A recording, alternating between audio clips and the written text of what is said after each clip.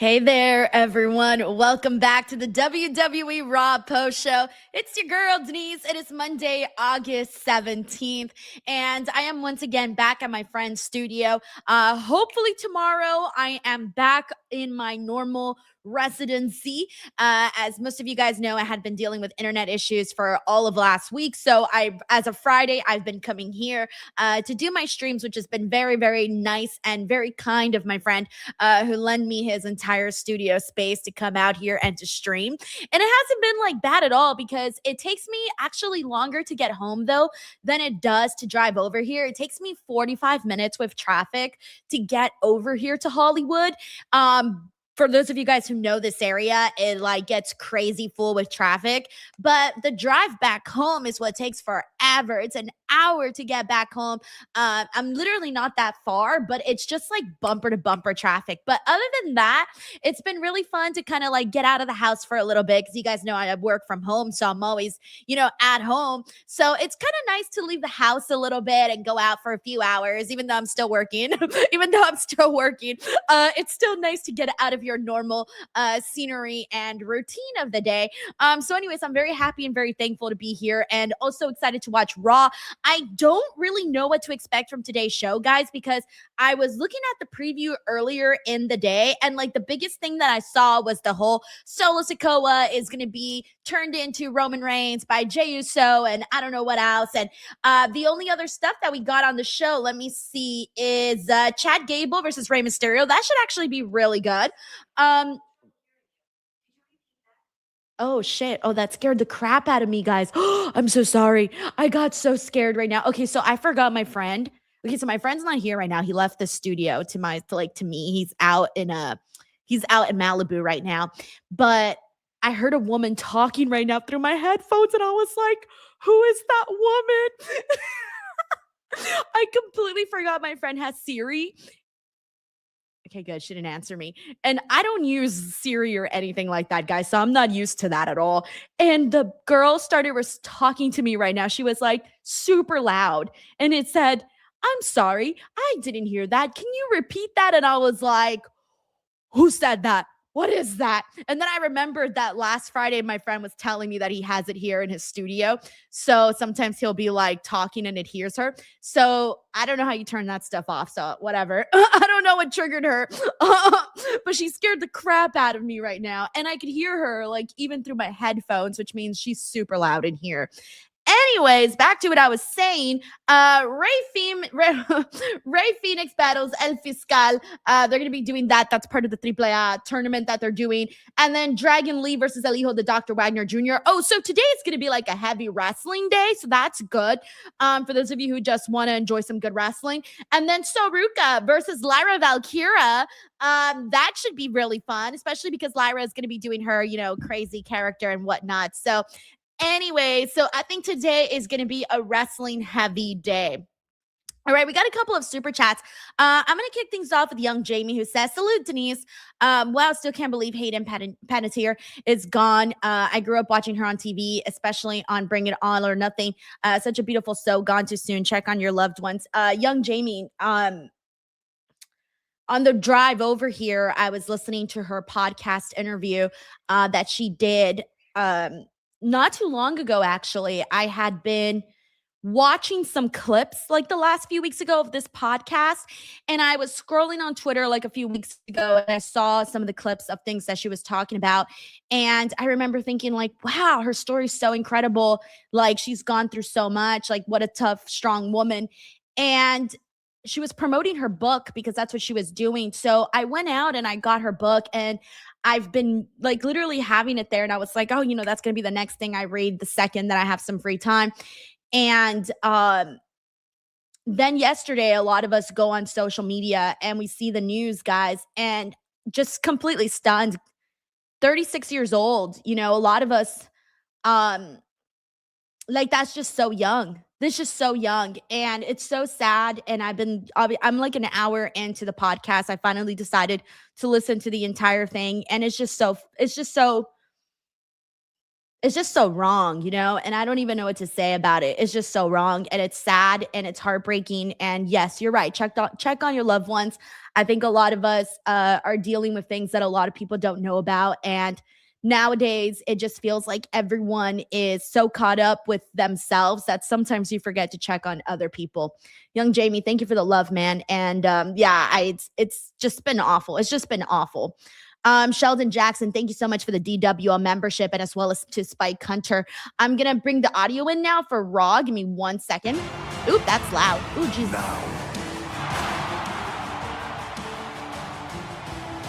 Okay, hold on.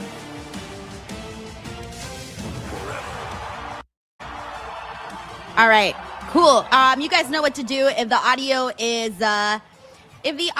is too low for anybody. Please let me know. If you guys need it louder, please let me know. Although right now I'm seeing that everyone's saying the audio is good. Okay, cool. By the way, the Solo Sikoa stuff has been so good. Unfortunately, I'm not talking about him losing to Jey Uso. I'm talking about this promo. The promo was so good that like so many people were making memes about it on social media. Me and my husband have been laughing about the pew pew thing for like ever. You guys know my husband doesn't watch any WWE stuff. He doesn't watch any American wrestling. But like he'll see clips of things that like I share or other people share on his timeline, right?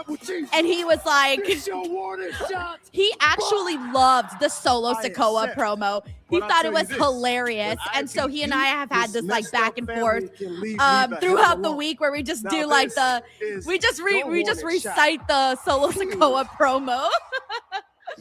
And Mark Henry and I were talking about it on Busted Open too, and everybody's just been having a really great time with his promo. And the OTC. My favorite part was when he was like, "Hey yo, did anybody get hurt?" And then somebody on Twitter made a video of the promo and added like a Star Wars scene to it. So I shared it on social media. I like reshared that person's video, and it like blew up everybody. Like over 700 retweets, which is kind of crazy. But like people are finding it so funny. All of the stuff that like people loved that promo, like genuinely loved that promo because it was hilarious. We also got D Martin here says, buenas noches, Senora Denise and the DWO. Hope everyone will enjoy Raw, and not wrestling related, but also rest in peace to Hayden Panettiere. Yeah, man, guys, I still don't know what to say. It's just so sad, guys. It's just so sad. It's just like, just makes you think like, why? I think a lot of us, and I'm sure all the people that know her and were very close to her were like, why? Like, why did this have to happen? Like, why couldn't she continue to live her life? Because 36 is just too young, guys. It's not fair. She has a 12-year-old daughter. You know, it's just not fair, man. It's just not fair. And I was so mad, and I'll talk more about it during the commercials, but I was so mad at some of the clips that I was seeing of her abusive boyfriend. It just made me so mad.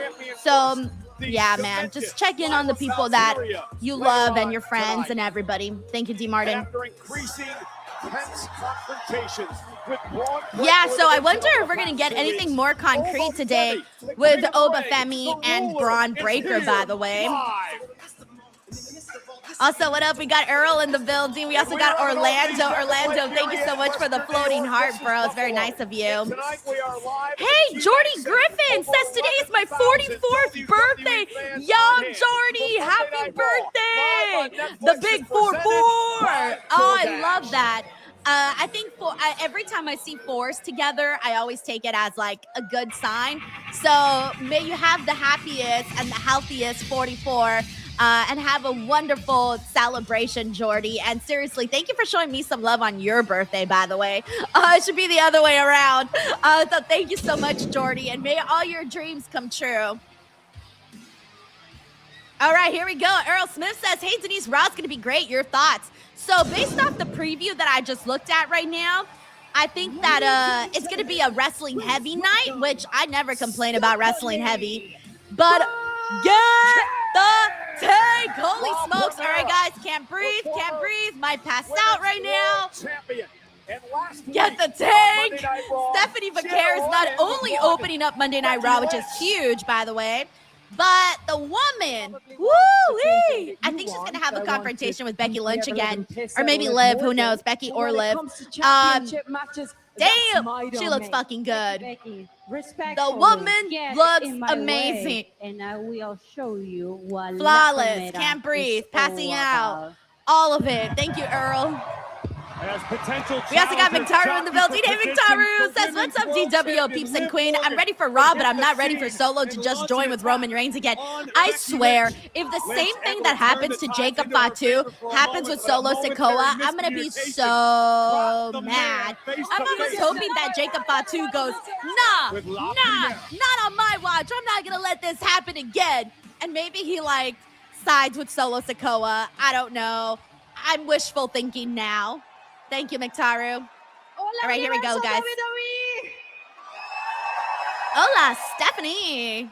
Tonight, I'm here for only one reason. My title.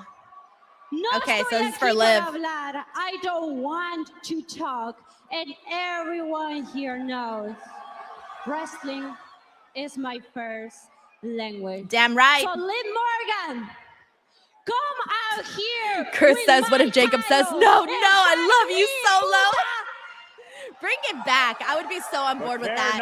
Also, she just called Liv a puta, by the way. That's me. The champ is here as well.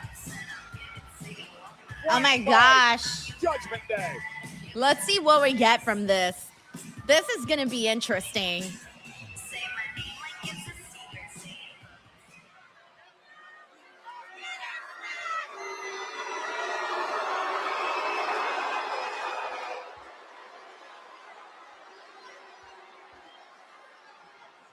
Well, Stephanie, you may not feel like talking a lot today, and I typically don't feel the need to address accusations against me, but I have a lot on my mind.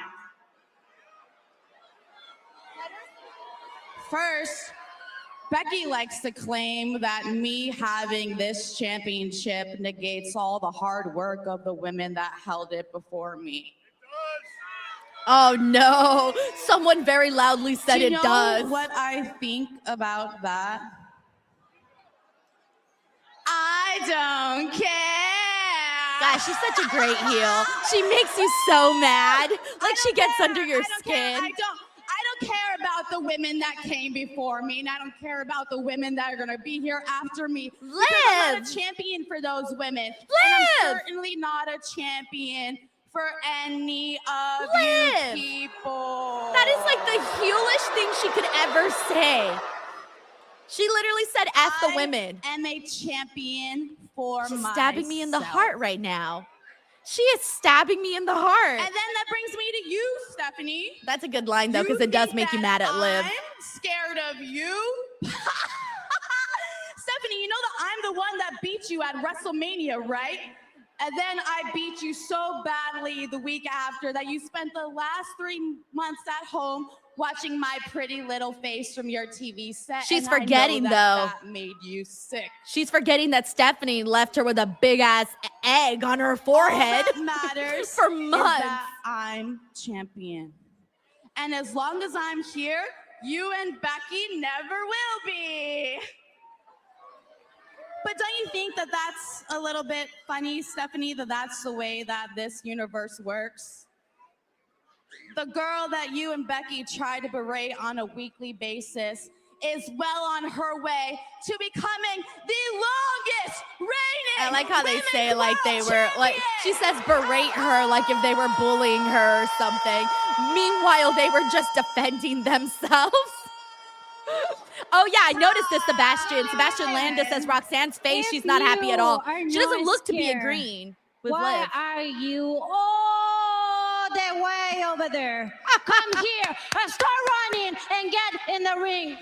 I like how she used her own words against her. You guys know I'm a sucker for those kinds of promos. Okay. Well, go to the ring if that's what you want. Well, Liv Morgan is not heading to the ring alone. You're gonna regret this. I feel like Becky's got to come out here and have her back. In the form of Raquel And I feel like, Rodriguez and Roxanne Perez. oh, I guess not. Stephanie's going to handle business on her Using the own. numbers game to their advantage.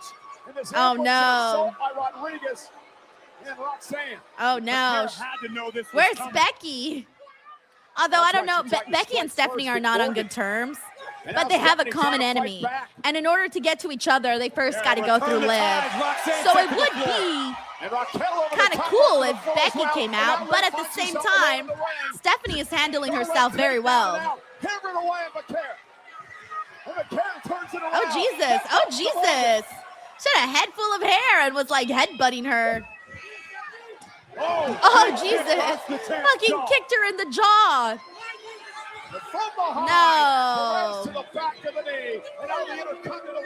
Yeah, sorry. At the end of the day, it's 3-on-1. It's very hard to win a 3-on-1 attack unless you're like the fucking Karate Kid, you know? Or unless you're fucking Matt Damon in The Odyssey. I just watched The Odyssey, by the way. I'll talk about that later. Or does it? Okay, finally, Becky. It's nice of you to be here. Thank you for joining us. I think Becky was waiting for a fucking handwritten invite. She wants the world title. Yeah, we got Wayne here who says took her long enough. For real.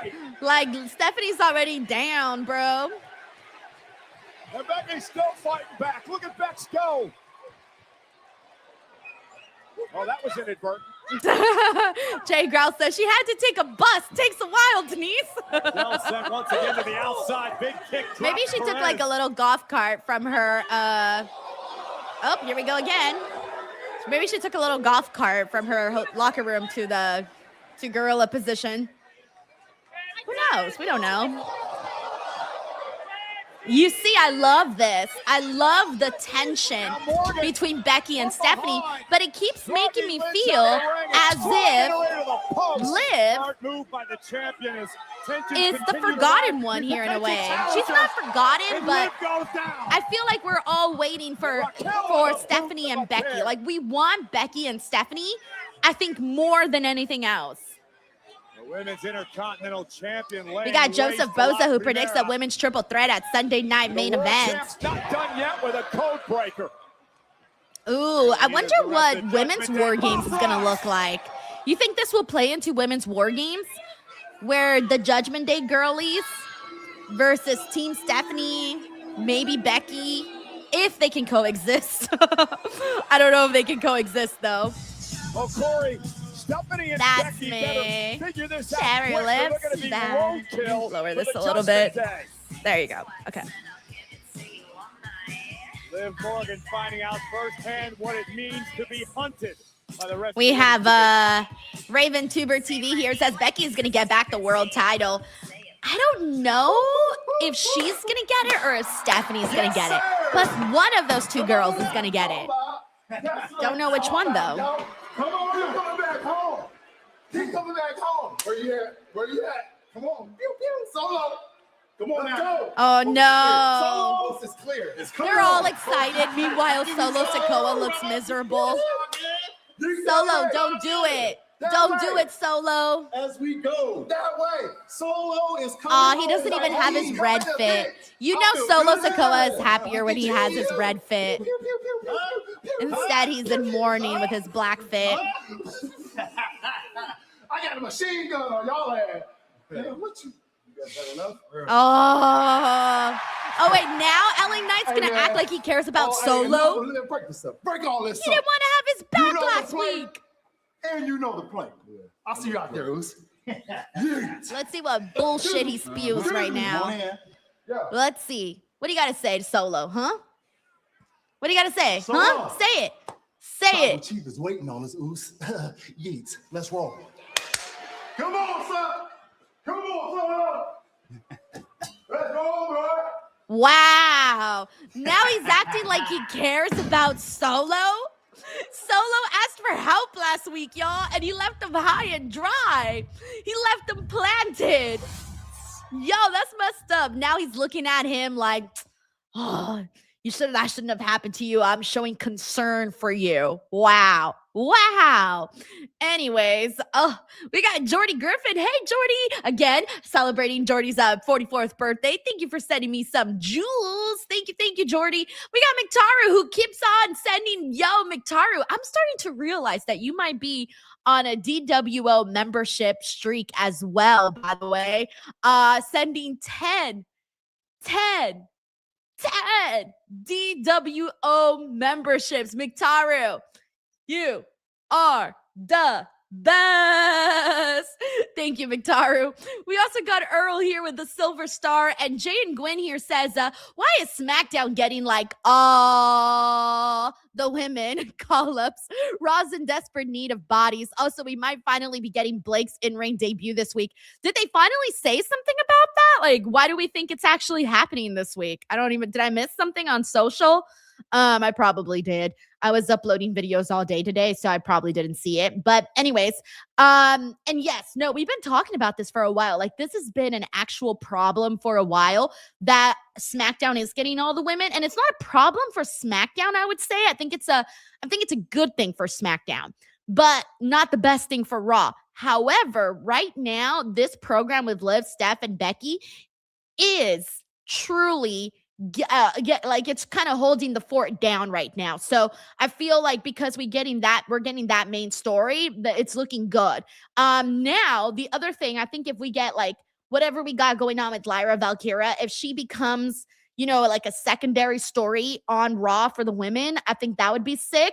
And then continuing to see Soruka's journey, that's another thing. I feel like they have a lot of different things that they can connect with the women's story, because you have, again, Liv, Becky, Stephanie, right? That within itself is a whole thing.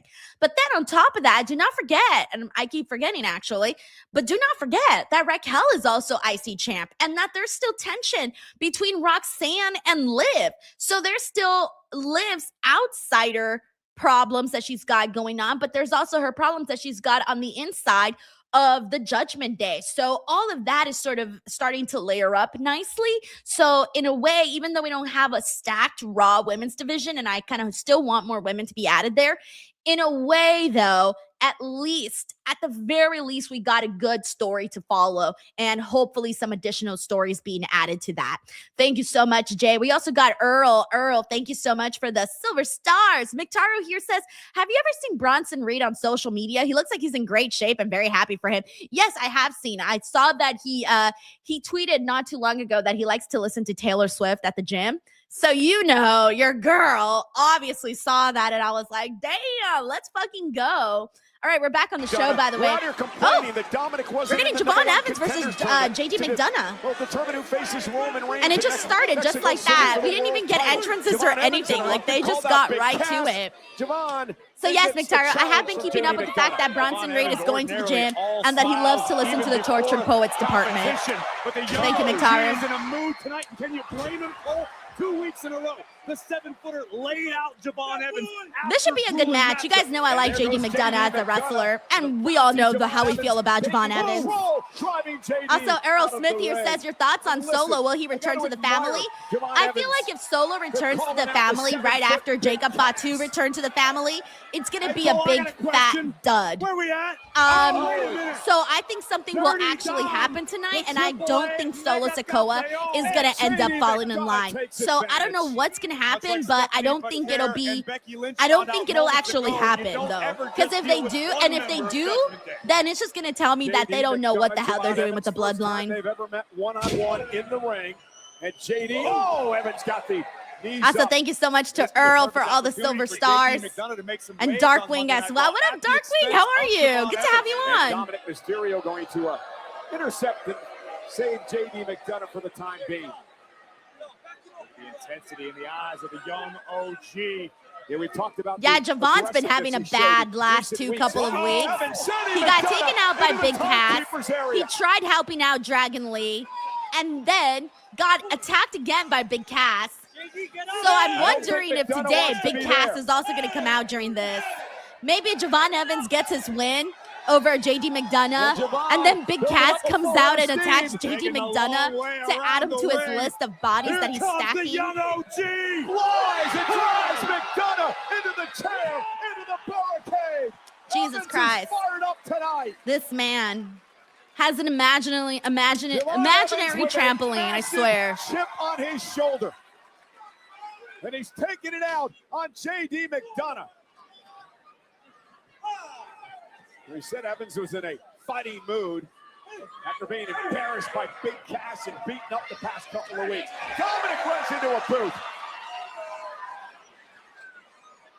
Evans soaring through the sky. McDonough out of the way just in time. And look at Evans is favoring his left ankle. I'm not sure if he injured it when he came into the timekeeper's area, but McDonough noticed it, and now Yeah, it's gonna McDonough's go now the going leg off that of leg. Javon Evans. Love that. Love those kinds of strategies and Leading in a matches. pool full of sharks. J.D. McDonough, a master technician, saw the opening and is now breaking it wide open.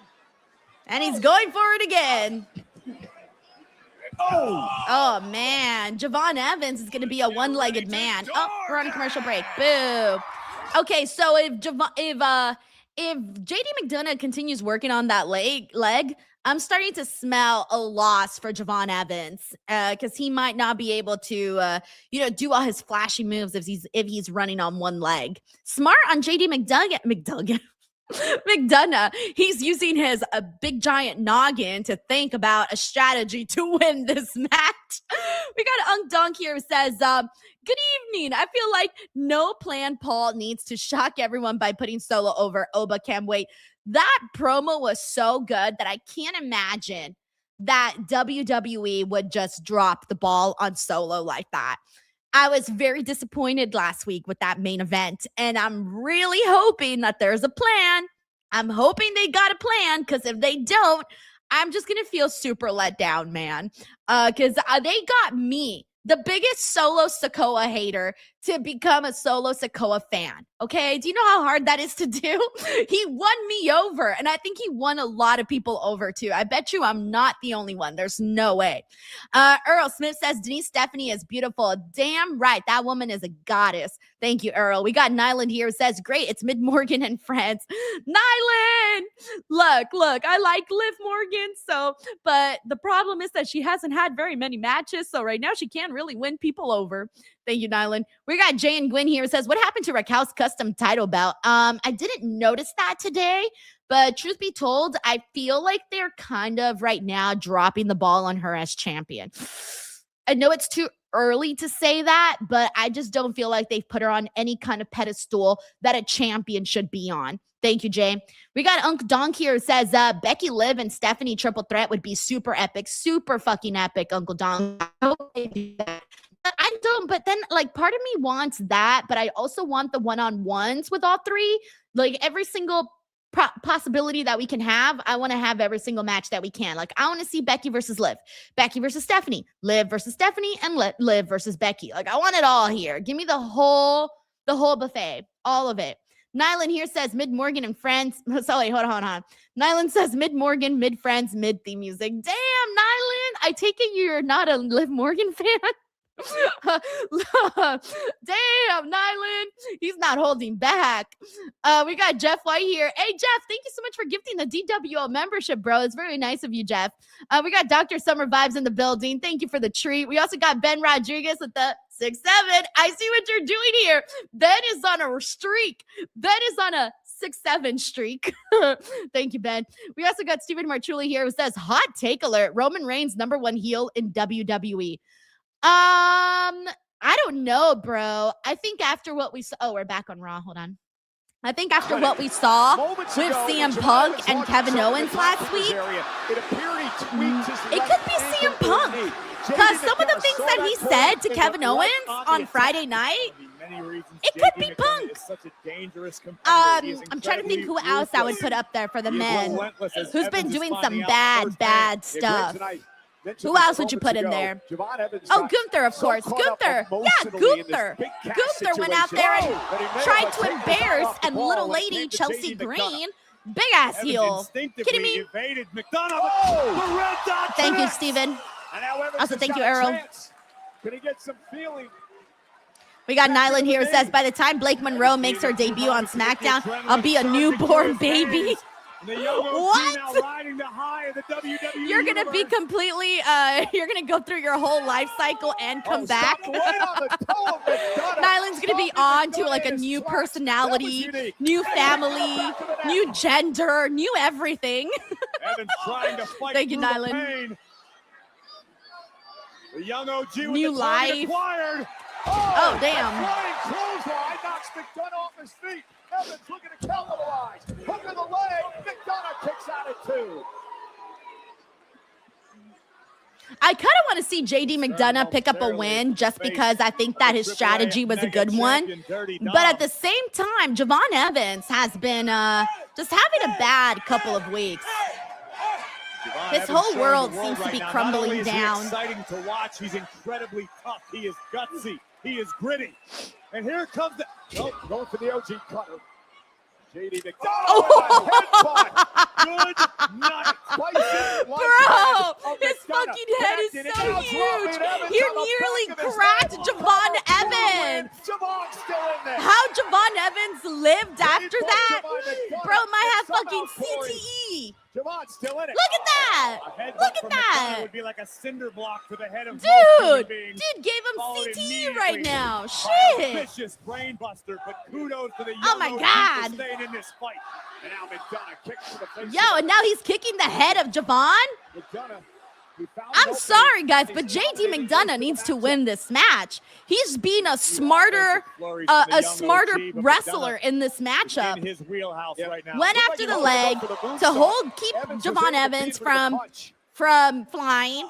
Went after his fucking head and then continued the attack. Underestimated the sheer will of the young OG.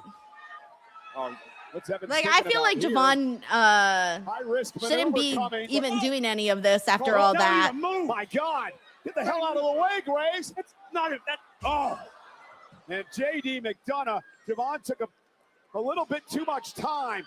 That would have been a disaster. Moonsault avoided it. misses. Evans. Oh, Jay Cutter. What a move. Oh, it's over. He got that cutter clean. What a gutsy win. Wow. I actually thought Javon Evans shouldn't have won that match. I just thought JD McDonough was a lot smarter in this matchup. But again, like I said, Javon also has been struggling the last few weeks. McDonough got a little overzealous, was able to roll through. But let's see if we get the Big young Cass OG, during this or as not. usual, one step ahead. And let's see if he ruins the man's victory. With the OG cutter to knock off JD Dom McDonough. Johnny, he's been on ringside. He was just there at ringside. He was helping a little bit, but he didn't get involved in the finish, though. There's Big Cass. You see, that's 3 weeks in a row for Javon. Made his debut against Javon. Attacked him last week, and now again this week. Wow. What did Javon ever do to you, Big Bill? Maybe Big Bill's just jealous that he can't flip like Javon. He's jealous of Javon. He's like, damn, I want to do cool moves like you, bro. So, because I can't do cool moves like you, I'm going to beat the shit out of you. You jealous bastard. So he waited for a sneak attack instead. I'm not condoning it at all. Big Cass now. Ragdolling Evans. Little East River crossing for the 3rd straight week. Big Cass, this massive, imposing human being, has destroyed Javon Evans. That's just rude. He's about to go for like a whole straight month. He's got to attack him one more week just to get the whole month going. Pathetic display. No. Okay, no. Javon's got something to say. Oh, no.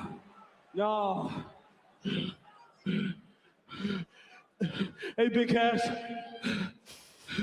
Is that all you got? Damn. Oh, Javon, I admire your guts, but I like how it sounded like Javon said, hey, big ass. Instead of Big Cass, it sounded like he said big ass. Hey, big ass. Evans' eye tonight that I've never seen before. Javon's here to stand on business. Yeah, but there's a look at Big Cass's eye. There we go. Javon Evans with the right hand. Throw your hands, young man. Evans fight back. Ooh. The big man's down. Javon Evans. Barely got that. Big right hand to the young OG. Evans driven back into JD the and ring. Dom are still out there. Mysterio now Aw. with a cheap shot. So now Evans into the ring post. Dom Absolutely and threw off disgusting. Javon into the ring Mysterio, post. no That's business being in the middle of this. that's just wrong. And now with a cheap shot, Javon Evans is about to get Javon, killed. run, Cash. run, Javon. Get over here. Oh, what a jerk. He's pulling him by the hair. Oh, my he goodness. swung him into the barricade by the hair. Point. See what I mean? And it's funny because when we're getting attacks like this, where's Adam Pearce? Where's the 50,000 referees and producers and everyone who comes out? But when we get a moment between wrestlers like Opa and Braun, all of a sudden everybody comes out like a herd. Young OG being But when a massacred yet young again. man is being beaten, Yeah, no well, one thanks gives to a shit. Dominic Mysterio and a But when two grown-ass men staring at each other, everyone comes out. big cash. is You see what I about mean, to guys? You see what I decapitate mean? Evans. The audacity.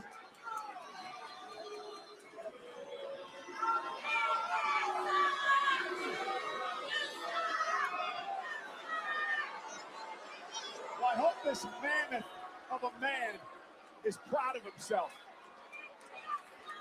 First, the man comes out here after Javon Evans had a grueling match with JD McDonough. And in a coward manner, he attacks Evans from behind. I love what I saw out of the young OG. I love the fire from Javon Evans. The young man wants to stand on business. Big Cass is going to get his. Trust me. Hopefully, Javon Evans is going to be okay. But switching gears, ladies and gentlemen, I want to remind you that next week on Monday Night Raw, live from Ottawa, Canada, a special. Oh, shit. We got a special start time for Raw next week. No. On the West Coast. Why? Okay, we're in the middle of a tournament right now. What's to happening determine on who's Raw the next Roman on Reigns USA September next 14th week at in their Mexico normal City time for the slot? World Heavyweight Championship. Like, Over the past week, what's we've going had some on at the first-round normal time action, slot including for on Raw? last week. Who Last took week, our former time slot? Intercontinental champion Penta battled Laredo Kid, one of the most decorated cruiserweights in the industry. But in the end, the Mexican Destroyer would land. Oh, And Julian Penta's says ticket double to the next tapings. round. Man. And then this past Saturday night at AAA. Yeah, I was Psycho like, Clown, who took another our one of time AAA's slot? most Why are we doing decorated this? stars. I don't like when they change our time slots. I like to Absolute stick to the phenomenon same when this time every week. mysterious being who has been wreaking havoc in AAA in the past several weeks would reemerge to take out Psycho Clown, allowing La Parka to deliver the Bone Breaker and move on to round 2 versus Penta. So we now know the at least one semifinal is set. Penta will take on La Parka next week on Monday Night Raw. We have the two final first-round matchups here tonight on Monday Night Raw, including Rey Fénix. Crazy to versus see Adam Roman Reigns Vizquel. at the end of that graphic. Okay, we got a The Ray passion promo. and the spirit of lucha libre grows stronger every step forward I take in this tournament. Fiscal, tú eres un gran luchador, but Rey Fénix is unstoppable. This is my chance to finally fight for a world championship. ¡Ah! Este torneo es la más grande oportunidad en mi carrera. Esta noche, cuando suba contigo al ring, Rey Fénix, no solo será una lucha histórica, será una victoria más para ir en busca del campeonato del jefe tribal, Roman Reigns. Porque yo soy la ley y después de mí, la oscuridad total.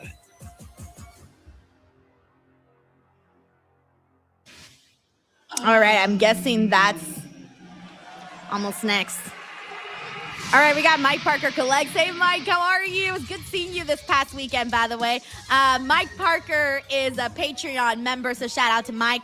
He says, like the tension. Just because someone turns, they shouldn't suddenly be besties with someone they hated the month before. Plus, it lets Liv play them against each other instead of a united front. Yes, exactly. There's layers to all of this with Liv, Steph, and Becky, and I'm with you, man. It feels good. it feels good, and I do like the idea of people. For example, like Becky was a heel for the longest, right? But when she was against Liv, she felt like a babyface. But when she was against Stephanie, she felt like a heel again. So it almost changes on whoever it is that they are dealing with. It kind of alters everything. Thank you so much, Mike Parker. So happy to see Ray today on Raw. Yeah, I was about to say, is this Ray Phoenix's first time on Raw? And then they just answered my question. I was literally about to ask. I'm like, I'm pretty sure this might be, I'm pretty sure this might be his debut, but I wasn't sure. But now we know. All right, well, congratulations to Ray Phoenix on making his Raw debut. It's always nice to go Raw. Like it best when it's on Raw. All right, I'm done. All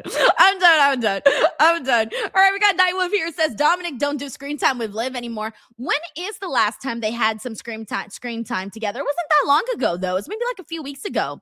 Thank you, Nightwolf. We got Earl, by the way. Thank you for the silver star, bro. We got Sheldon Jackson, who says, in a backstage segment on social media, they announced Blake's first opponent would be Julia. Bro, is she finally getting her revenge after Blake attacked her? And how long ago was that? Literally, how long ago was that happened? And the woman is finally able to get her revenge. Finally. All right, well, that's good. Thank you, Sheldon, for letting me know, because I had not seen that. Oh, are those some of the segments that they cut? I saw that they cut some segments and put them as like digital exclusives or something, or social media stuff. I saw that very briefly today, but I didn't have much time to dig any further on that.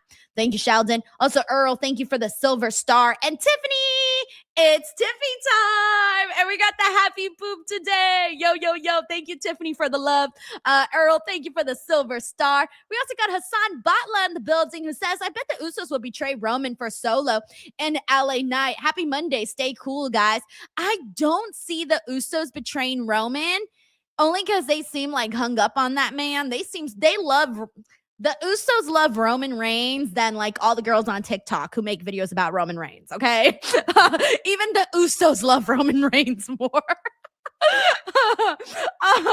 So I don't know. I actually think it might be Jacob Fatu who might do something about it, but who knows? He also seems hung up on Roman Reigns.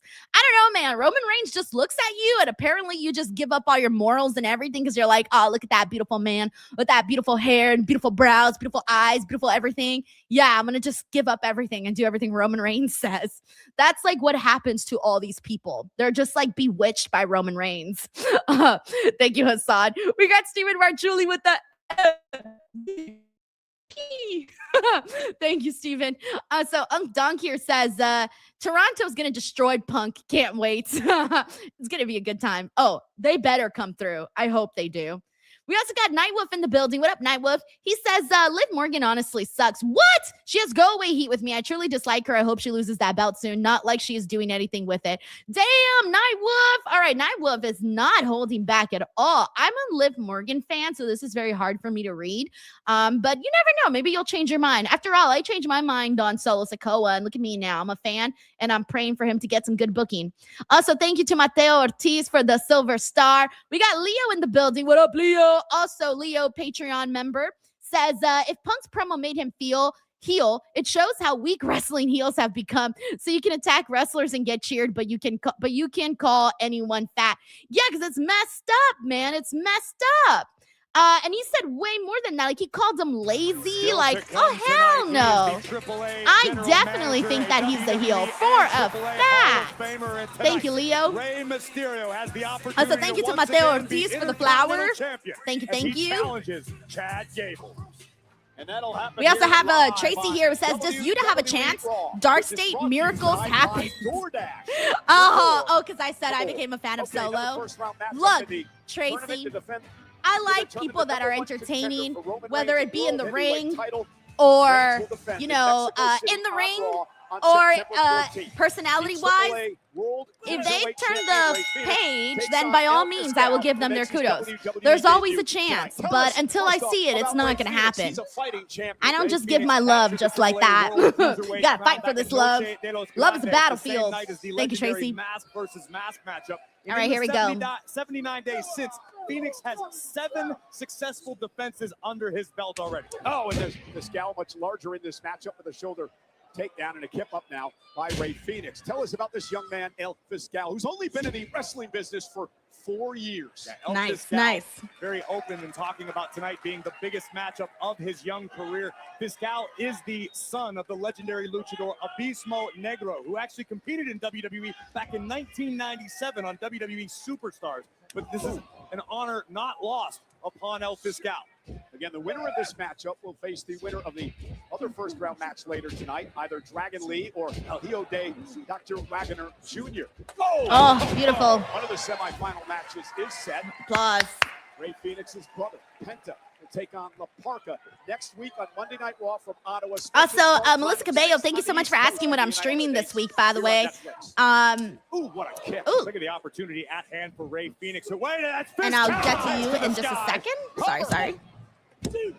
I almost skipped. I'm trying to keep an order.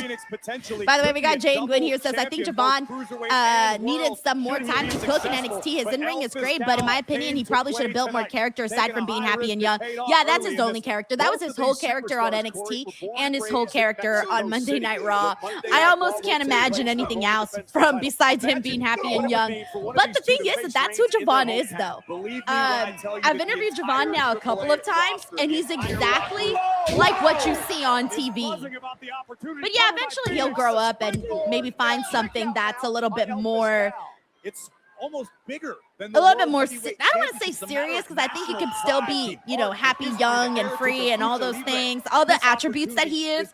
But I think it's more so that he just, who knows, maybe it's this feud with Big Cass. Maybe the feud with Big Cass will start to show him in a different light. On Monday Night Raw. It's just there's not really a story to him right now.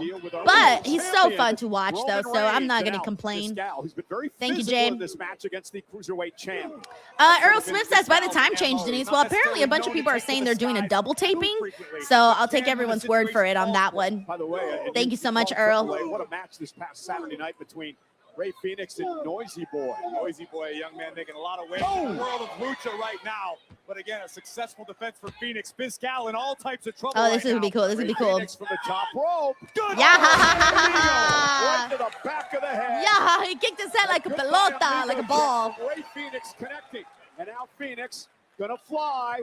Top rope, springboard. Oh, gorgeous. I'm so happy Rey Fenix is getting a moment on Monday Night Raw. Can I just say that? Like, I'm literally so happy for him right now. In Mexico City.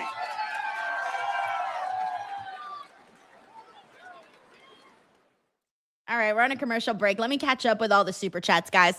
We got Matt Rakeel here. It says, by the way, Matt Rakeel, Patreon member, says, great debut pod with you and Alex on the Patreon. That's why you guys are so cool. Tomorrow is 3 years of the DWO.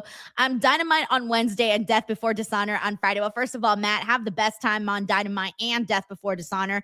We were talking, I remember when you said you were going to all these shows and we were like, we're so jealous of you. Live it up, man. Live it up. And I hope you have a great time too. Like, enjoy yourself, talk to people, have the best time, man. Especially because good moments, they come and go so fast. So whenever you get them, really, really enjoy them and soak them in. Also, for those of you who don't know what Matt Rakeel is talking about, I made an announcement. I think I made it a Friday show, but today officially went into fruition. And that is that starting today, it's up now actually, every single Monday, I am dropping a Patreon exclusive podcast with Alex, Queen of the Ring, who a lot of you guys are familiar with. She's been in this space for a very long time. She's been on this channel a bunch of times, actually. She and I have done a lot of collaborations. And I reached out to her because I wanted, as you guys know, I'm trying to put more content onto my Patreon page. And I wanted to do another podcast. And I do a Thursday podcast with Righteous Reg, where Reg and I just talk about literally everything. People call it their therapy podcast because we get into the weeds about politics and news and entertainment and just life and sex and romance, and literally everything is on the table. And we've been doing that show for a long time, and a lot of people really enjoy it. And I was like, I want to bring a different flavor to that. And so I decided to do the Monday podcast with me and Alex because I just thought that we have a good rapport. She's fun. And I'm like, this is definitely going to work. And so I reached out. This is how fast this all happened. I reached out to Alex. I think Friday or Thursday with the idea. And she was like, yes, immediately. And I said, okay, amazing.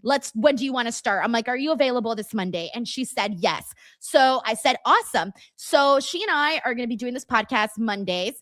And we're both going to be posting it on our own Patreon. So you can support me or you can support Alex. Whatever works, you'll get the podcast up either way. And so now on the Patreon on Mondays, you get the podcast with me and Alex. You get the Thursday podcast with me and Reg. Plus, you also get the virtual meet and greets, additional when I drop videos. I don't know how do I word that? I've been trying to think of a quicker way to word it, but early previews. Yeah, early previews. That's the best way to word it. There are videos that I drop earlier on the Patreon page than I do on YouTube. So sometimes people get to watch interviews like a little bit faster. Like the RBD one that I posted, people on Patreon got to watch it a week before. Things like that. And I'm really trying to think and do more things on the page. For anybody who wants to check it out, is patreon.com/Denise Salcedo. All right, let me bring the audio. Hold on.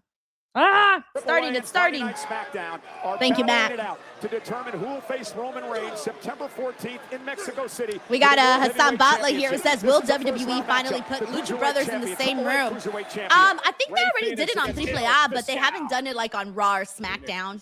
Thank you, Hassan. Also, thank you so much to Orlando for the silver star. And Fiscal, though, we also got Ledwin Bowden who says Liv showed up with Dominic in an interview on AAA. Oh, did she really? I haven't seen that. Oh, I'll have to watch that because I did not see that. Thank you, Ledwin, for letting me know. Whiplash. Oh my! Feel it there as Hi, well. Jan Turned Suko inside says out. Elfish wins with a call-up dark Is it state. enough? Phoenix at 2. I'm done with you, IGN Suko. What are you talking about? Oh my God, you're funny. Elfish. Inside the ring and another Oh kick my out God. by Phoenix. A discus lariat. We got Melissa Cabello here. Says, Denise, what are you streaming this week? I'm so happy you asked because this week, I am streaming Raw. Obviously, I'm here already. Tuesdays NXT, of course. As long as everything goes well tomorrow with my internet. Let's hope so. Wednesday, Dynamite. Friday, SmackDown. And I am planning, and this is answering Tara's question now. He says, are you planning on streaming TNA Lockdown? I can't wait for the returning pay-per-view. Yes, Mctaru. So I will be here for TNA Lockdown as well. I cover TNA on a weekly basis, so I figured I would do a TNA Lockdown watch along. So anybody who wants to come out and do that, I'll be here for that. Thank you, Mctaru. And also thank you to Earl for the silver stars. From the cruiserweight kingpin Rey Fenix. But Phoenix understands what's at stake. Roman Reigns in Mexico City. Phoenix caught by El Fiscal. Oh no! Oh, Fiscal's looking for it. El Martinete. Yeah, the tombstone. That's not banned in Mexico, right? Countered it. I liked that counter. Phoenix and turns it around. That looks Made all cool. the difference. El Martinete, the maneuver that is banned in Mexico, it's still legal here in WWE. And Fiscal almost got it. Running ease by Phoenix. El Fiscal, top rope. Kick right down to the face.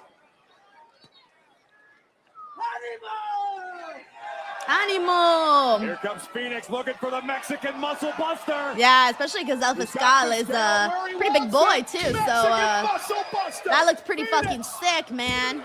Advances. Nice. I mean, I think we all knew Rey Fenix was advancing, but I loved that finish.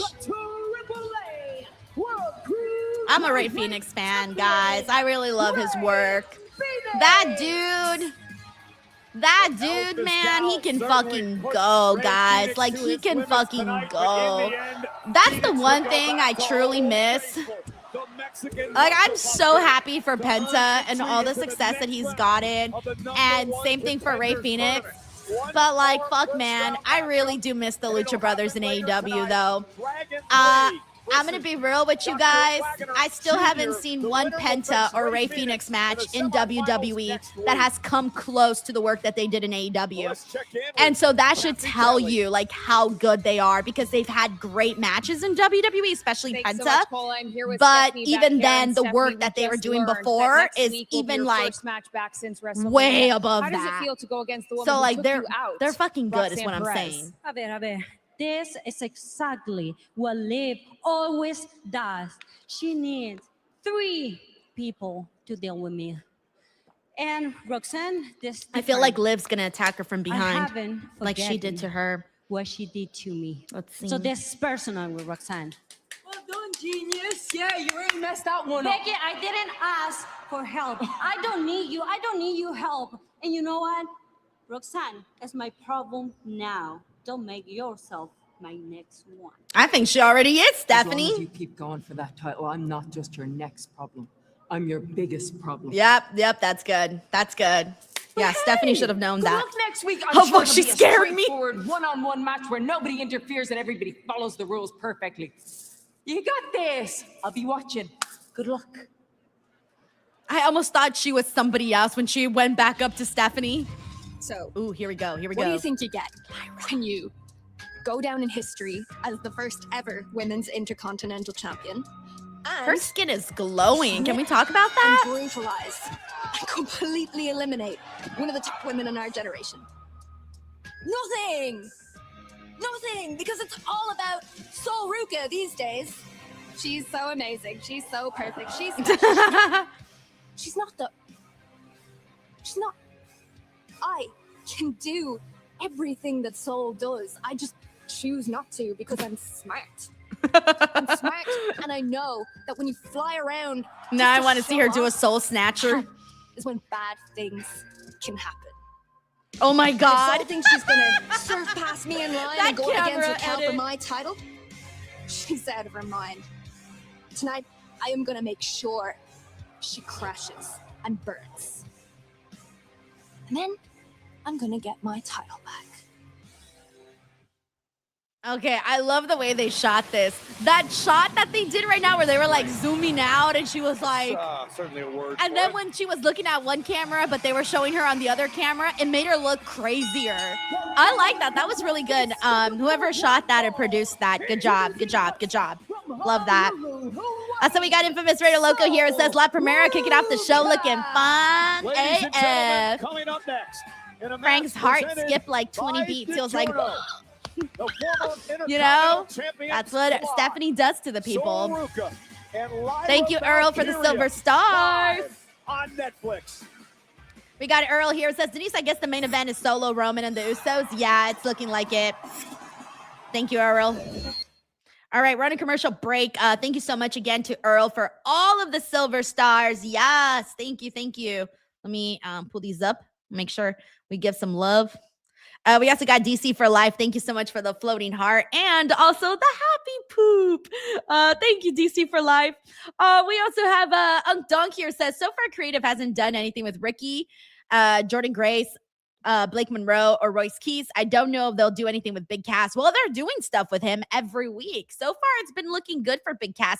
But Big Cass right now has been getting bigger reactions than both Ricky and Royce Keys. So here's the deal. Like, they're all kind of they're all under like different situations, right? Ricky, mainly the crowd hasn't been that invested in him. Jordan Grace, I think her getting hurt and kind of being out for a little bit kind of maybe, I don't know, kind of repositioned her in terms of like importance, I guess, on their side of things, I'm assuming. But Jordan Grace, man, please, like, let's not forget what a powerhouse she is and what a powerhouse she was when she appeared at that Rumble. I really wish we were back there. I feel like the ball was kind of dropped a little bit there, but I guess that's what it is. Blake Monroe, they just need to get the shit going with her, but I'm glad to hear she's having a match with Julia. So that's a nice little start. And then Royce Keys, I don't know what they need to do. He's also not getting the reaction that I think a lot of people did expect he was going to get. But I did like the segment where Jacob Fatu basically pummeled him. That was cool. But yeah, Big Cass is getting something. He's feuding right now with Javon, but he is getting heat though. I mean, the fact that he goes out there and he attacks these men after all their matches or hard fought victory, it definitely gets a reaction out of people. Thank you, Uncle Dunk. We also got Saif Din here who says the white guy from Dark Stage should win the tourney. Oh man, thank you, Saif. We got Mictaru here who says, my God, I love our crazy Lyra. I agree, she's so good, and I love the crazy eyes. I love how her skin's glowing too. Like, she looks good, even though she's all crazy.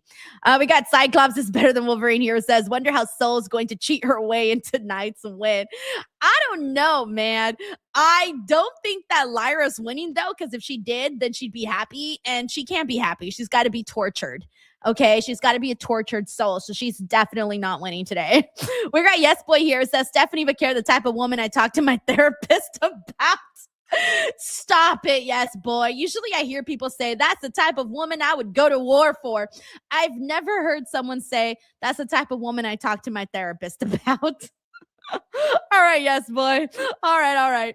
We got Sheldon here who says, also we found out Shinsuke Nakamura's tag partner will be in another backstage promo on social media on a Friday. A yet to debut Hiromu Takahashi. Did they say his name, Sheldon, or did they just tease it? And did people figure it out, or did they actually say his name? Let me know. Thank you, Sheldon. During the press conference for their welterweight championship bout, sparks were flying ahead of the Mexican Independence Day weekend showdown on Saturday. All right, and as of right now, I'm officially caught up with all the super chats. So let me just catch up with all the chats. All right, cool. Back here on Monday Night Raw in front of over 11,000 in Buffalo tonight. Crucial matchup for both Sol Ruca and Lyra Valkyria. Sheldon says teased by saying a ticking time bomb. Okay, got it. Thank you so much. I was wondering if they said like his name, you know? Certainly not. Oh, thank you, Christina. Says, well, I'll know I'll be here all week hanging with you. Let's fucking go. Thank you. Also, thank you to Martin Hill for hanging out with us. Infamous DJ1. Otto says you also see his silhouette. Oh, and his silhouette is hard to, like, you see his silhouette. It's a recognizable silhouette. It's not like a generic silhouette, you know? Indeed. And Lyra, her obsession with gold seems to have prompted this. First, it was not being able to win. Hey, Christian. So it looks like they just teased it. To her attack on the legendary also, shout out to Raven VTuber. Over getting her Intercontinental title. Hey, we also got Jonathan in the building. What up, Jonathan? We also got Darren's in the house. What up, Darren's? Start racking up some we got Von wins, Trell. What up, Von Trell? We got God Love for How Overing. John Kelly with us. Brandon Cogans, excuse me.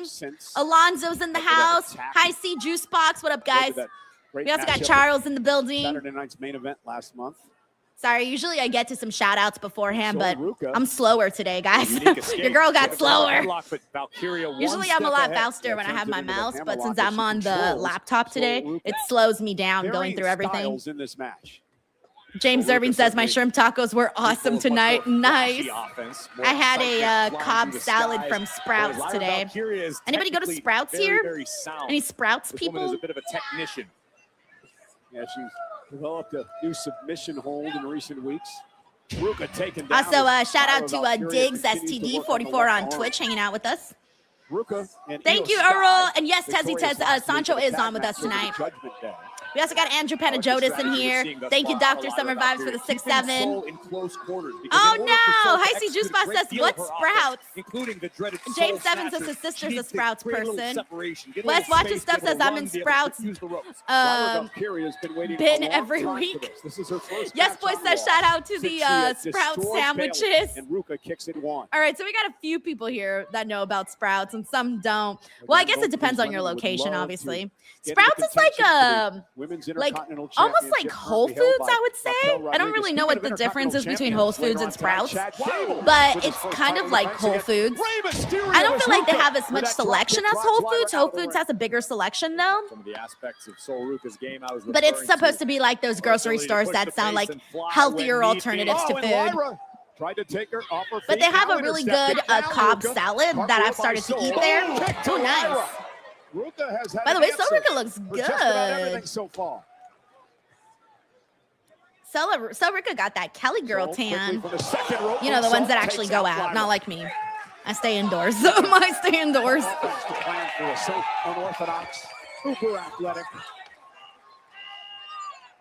Thank you, Earl. Flat surface as some sort of diving board. Served her very well thus far. Yo, Hollywood Dave! Yo, thank you for gifting 5 DWO memberships. Hollywood Dave gifting Hollywood Denise while she's in Hollywood. 5 DWO memberships is like a once-in-a-lifetime thing. Thank you, Hollywood Dave.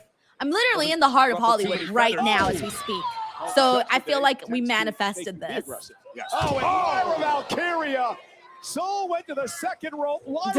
Chrissy says Sprouts, just another way to separate you from your money. I mean, all aren't grocery stores like that now. Like now you don't even notice like the price difference between like a Ralph's and a Sprouts. Oh, we're on a commercial break. So we deliver.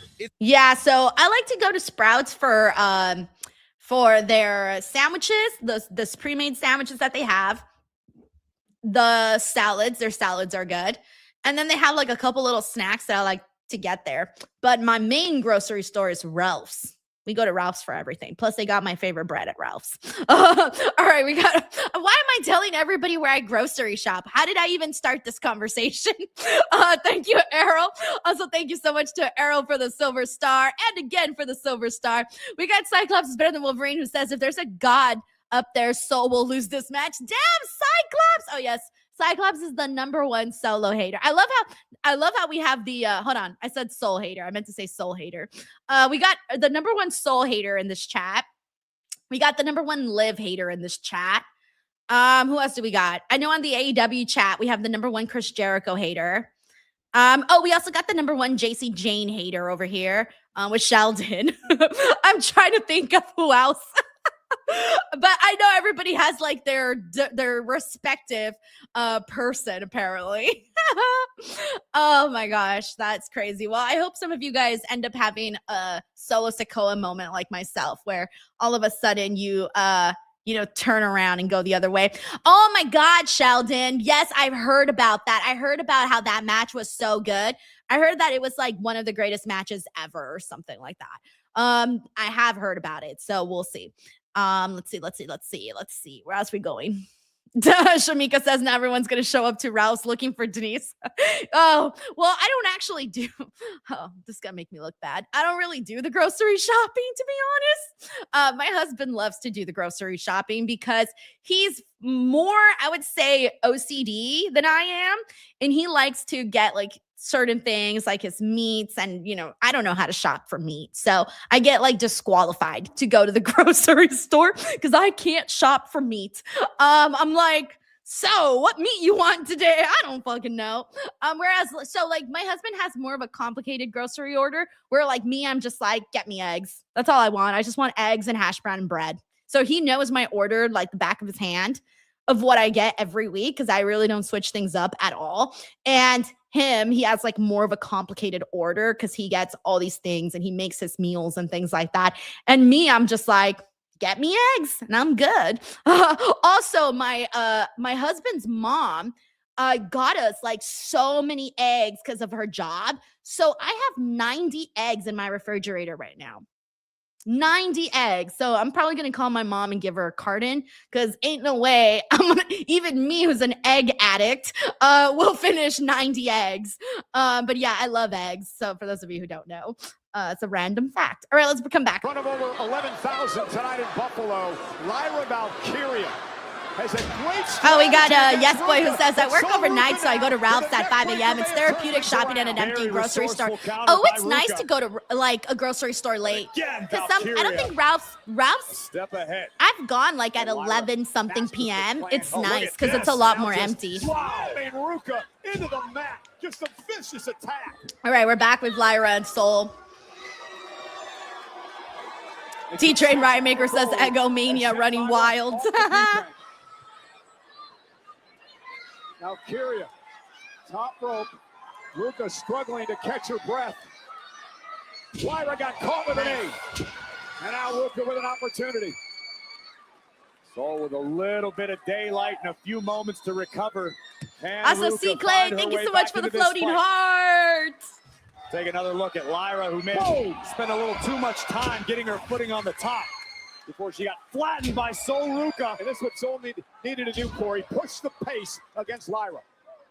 I'm liking this match, by the way. I haven't had a chance to say that. Nice German suplex released. But these girls, I feel like they work well together from what I've seen from them together. Perched on the middle rope. Missile drop kick. Driving Valkyria to the corner. And Ruka's beginning to feel it. Soul trying to fight through the pain. Big knee connects. Is it enough? Lyra at 2. The impact of that running knee from We got Ruka. Jacob Tatum here who says, I'm sick and tired of WWE not giving what we as fans, Obviously, Ruka because still feeling all we the want is effects of the Stephanie versus damage Becky to inflicted challenge by Liv for the belt Lyra ASAP and Valkyria not throughout the duration of this Stephanie match. versus They're trying Roxanne. to put some I clean don't offense mind seeing Stephanie together here. versus Roxanne. I want to see Stephanie versus Roxanne too. I love Roxanne Perez. I don't hate that. Like if she's a pit stop to Becky, Turn that into a I mean, jumping sorry, to suplex. Liv, I'm very good with that. Seemed Thank you, for a Jacob. moment as though Valkyria Plus, was after begging all for those punches forgiveness Roxanne was and giving found her, none. Oh, we're gonna create some fireworks. Yeah, but Lyra Oh, she Valkyria caught with a her. neck breaker on the she top caught rope. That her. was awesome. I like What a that she counter did that by Lyra. because in her promo, she had been shitting Lyra on now from the top. Soul for doing all the Oh, flippy scissors stuff, and she kick to said, the back you of know, the that's neck. really The dangerous. impact. And today she showed that is actually dangerous. So I kind of like the poeticness of Take another what look she at said in the her vignette and then what she did to her now. That That was good. That was good. Little things, little things. I like the little things. Up with a scissors kick from the top rope, but somehow Ruka able to summon the will to keep fighting. Yeah, the problem is, if this keeps up, Lyra's going to go even more off the deep end. Is that possible? As she tries to put Soul away. And now lifting Soul up on her shoulders. Ruka behind. Rolling through, stacking her up, cover, kick out at 2, and Ruka right into the second turnbuckle. Ooh, big kick right on the chin of Valkyria. And Lyra, oh no. And just a sadistic assault here by Lyra with a knee right to the back of the neck. And now Lyra looking to put Ruka away. Looking for Nightwing. Nope. Soul will land on her feet. Super kick. Lyra.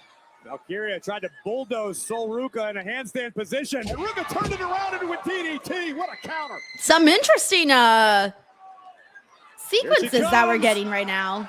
Soul Oh, nice. snatcher. I think that's it for poor Lyra. Yeah, there was no way Lyra was winning this. They want to keep her depressed. They want to keep her mad and frustrated and just You gotta believe feeling she's down, back in the clearly. hunt. That's the whole character, so. Championship. Well, I guarantee you Adam Pearce was keeping an eye on this one as well. All right, we got DC for live. What up, bro?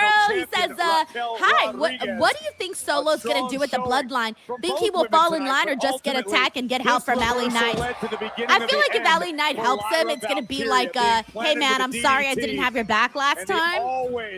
But I'm almost hoping that Jacob Fatu does something, but I don't know. I'm starting to think that might not happen. I thought about it earlier, that it could happen, but now I'm thinking it's not because Jacob Fatu did seem pretty happy that he had pleased his master, Roman Reigns, when he attacked Royce Keys. So now I'm thinking Jacob Fatu's just as brainwashed.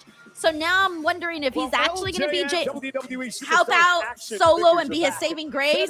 I'm starting to think that might not happen. LA Knight would be interesting because, again, he seemed to not care about him last week. So it would be a pivot from where he was at last week. Thank you, DC, for life. Also, thank you to Earl for the Silver Star. Corey got a hold of what's the surprise? Jey Uso The Jey Uso. This is incredible. This is one of the most functional LJN type figures we've ever Actually, had. it looks pretty cool. Because not only can you yeet, you can also execute the Uso splash. Okay, when you want to beat your friends at wrestling. Pretty good. That's how you do it. Can you do the spear too? Probably. You want me to try it? Yeah, let's go. Ow! Not Michael Cole saying ow like a baby. Okay, there's Jacob. Let's see if we get any inkling on what he might do tonight. What up, Jake? What's up, Big Jim? What's up with Yeah. Oh, it feels good to be part of the bloodline tonight. Jacob, why you over here looking so sad, Oos? You need to pipe up. Because guess what? We done did something your ass couldn't do. What? The Usos are being so annoying. Hey, Jacob, guess what? It don't even matter because me and Jim ran the play. Like, they're just out here ruining Jacob and OTC. Solo, and they're all happy about it. Oh, yeah. Like, they're oblivious to it all. Who's a punk ass now, Jacob? You see? Tell me that's not a little bit annoying. It's a little bit annoying. A very cocky Jey Uso plans to deliver Solo Sikoa. We got to Dunk here who Roman says, I didn't Reigns. think Lyra would be this good as a heel. Thoughts on her winning the Rumble? Oh, that's way too early to say. That's way too early. I can't even see it right now. So I'm going to say no, Dunk. I don't think that they would go that direction right now. But Dunk, I told y'all. Like, I knew the second that Lyra started going dark that it was gonna be good. I told y'all, and it just like keeps getting better and better. I think now that she's got even more weeks behind with the character, I think now she's really letting loose. Like she really truly is. She's letting loose. She's living in the moment. She's owning the character. They got to keep it going, man. They got to really let her really deep dive into this as much as possible. Thank you, Dunk. We got a yes boy here. It says Lyra for Halloween this year or already got ideas. So I'm not going to do any wrestling costumes this year, guys. I hate to let everybody down. But I decided last year, actually. I decided last year that I was going to take a break this year. Because I always do like 4 to 5 looks, as you guys know, and it's honestly kind of stressful. So I'm like, you know what? Nah, I'm over it. I'm gonna go simple this year. So this year I'm gonna be a witch. I think I already said this on another stream. I'm just gonna be a witch. That's it. I want one costume on Halloween day, and that is it. Okay? I just want to be a boring old witch. That's it. That's all I want in my life. So those are my plans. I don't have the guts to pull off Lyra Valkyria. Thank you. Yes, boy. We got Cyclops is better than Wolverine here. It says, always had doubts. This confirmed it. There's no God. Or here, plot twist. Soruka is the god, Cyclops. Ooh. Cyclops is like, oh, great, then I'm going to hell. Thank you, Cyclops, better than Wolverine. We got King Chuckles here who says, surprise, surprise, 2 talented women had a banger match. More women's wrestling, please. Exactly. On Busted Open on Saturday, Mark was saying how like on the Friday show, they had a bunch of women's callers because everybody wanted to talk about Chelsea Green. And I told Mark, I was like, so you're telling me that good women's segments with women in them that get stories and show their personality and are allowed to show their personality and go out there and have big moments. You're telling me that brings in female viewers? What? But I said that because I'm like, yes, like women's wrestling, guys, like women love to see the women too. And it gets them excited, gets them talking. Like a lot of people wanted to talk about Chelsea Green and the work she did. And I'm not just saying women, because a lot of you guys here enjoyed it too. And we have a lot of dudes on here that were like, oh, fucking love the Chelsea Green segment. So I say that because I think that, you know, when you really do put in the thought and the care into women's moments and storylines, even a woman's moment with 2 dudes out there, that went far. Like people wanted to talk about it. And I even saw an increase in like the clips that I put out from the podcast where me and Santi were talking about it, and more people wanted to talk about it because they really liked it and they wanted to see what other people were saying and have a conversation like a fan about it. At the end of the day, if you put out a good story and a good match, regardless of gender, people will watch it if it's good. Thank you, King Chuckles. At the KeyBank Center, but some of our guests tonight spend a little more time. Who do we got today? Who do we got? Stadium. Oh, it's the Buffalo Bills. To your Buffalo Bills in the Bills! All right, I have to boo the Buffalo Bills because Don't tell these guys about all the last time I was at the Bills versus the Jets game. I've seen a lot of videos. Oh, I'm going to 2 Jets games this season too, by the way. 2 Jets games. Tickets have been purchased. We are going. It's going to be a great time. I'm going to go watch the Jets versus the Chargers at SoFi Stadium, obviously, because that's in my backyard. Finally, the Jets are out here, and I don't got to fly my ass to New York. The vision and a lot All right, I'll went talk more down about it in a last second. week We got the vision. Winning out Akira Tozawa to the escalating animosity with Obafemi. Where does the vision stand this week? Kathy, listen to me. Last week was all about showing that we run this place. And anybody, I mean anybody, that wants to step up will get put down. Isn't that right, Maxine? Right. You know what's crazy though? What's crazy? Remember that time when you smashed Otis's big fat head into the post? That was so good. That was so good. But what else is crazy is that you continue to squash Tozawa like the little cockroach that he is, and he keeps crawling back to mess with my bad boy. You know, speaking of crazy things, you know, Obafemi took a cheap shot on me last week. And that right there is going to go unnoticed. But you know what I do notice?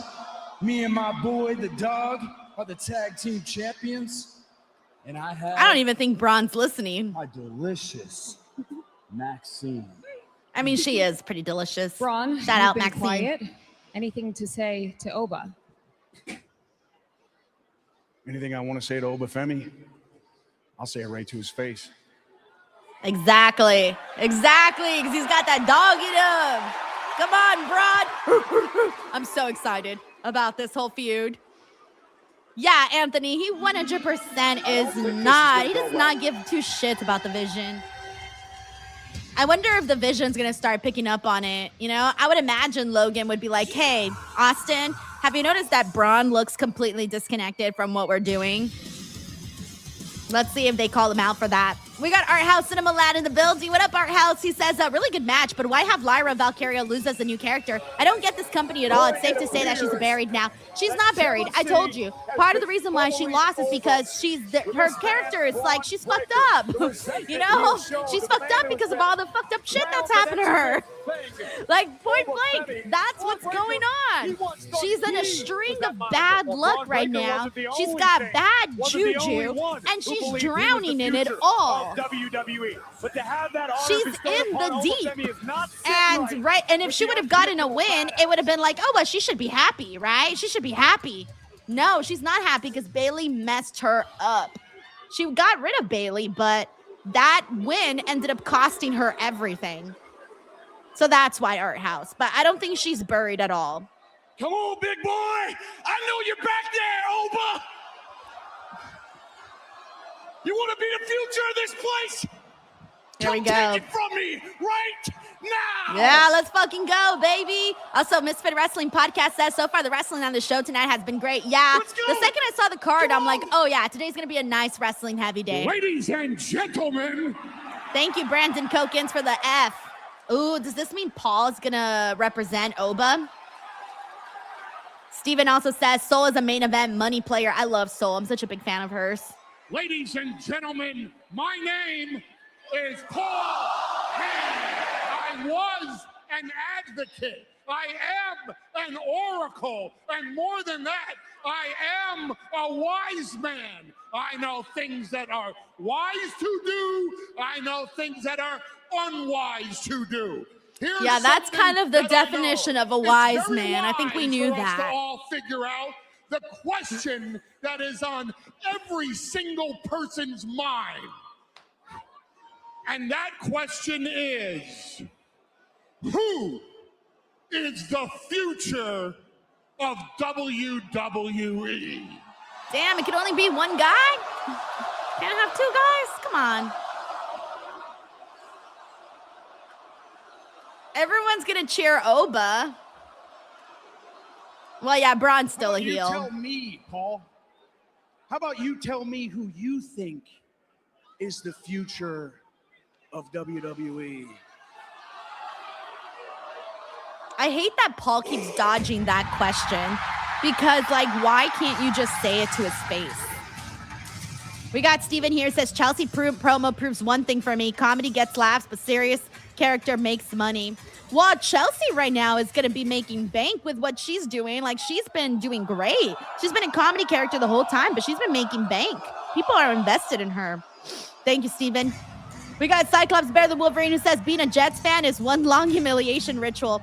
Okay, have you guys seen that meme from Matt Damon in The Odyssey where he's tied to that big giant pole and he's like, ah, and he's screaming and he's tied down and he's going, ah, and he's screaming and he's in pain. Okay, I don't know if you've seen that meme, but that's what it's like to be a Jets fan. Thank you, Cyclops. Anyways, going to the Jets-Chargers game, and I'm also going to the game in Phoenix as well. So exciting stuff. Yeah, Phoenix because it's super close, obviously. So we're going to drive up. It's like a 5-hour drive. So we're going to do that for that day too. We got Wayne here who says Oba's great, but come on, that walk. I like the walk, but I have seen a lot of people say that they can't take him seriously because of the walk.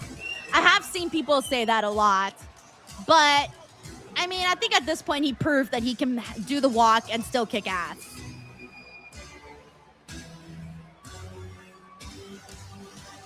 Yo, what up, Super Fro? We also got Sebastian. We got Lawan here. What up, Lawan?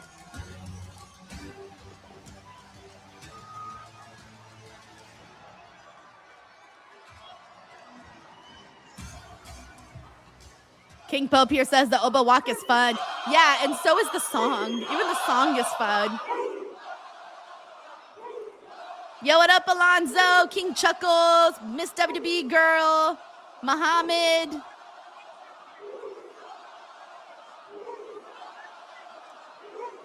Here you are, Braun, asking stupid questions.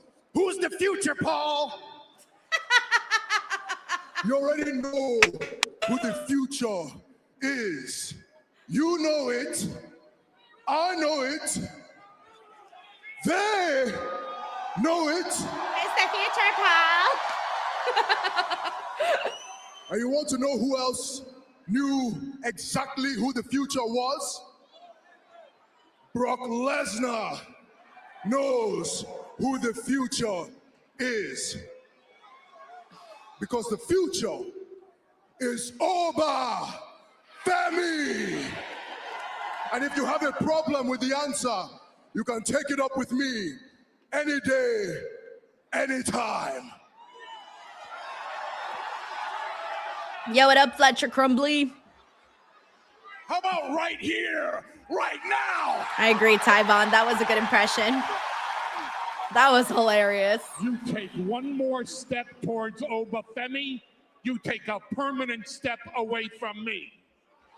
That sounds a little weird. Why would he say it like that? Fuck, they are a couple? What am I doing?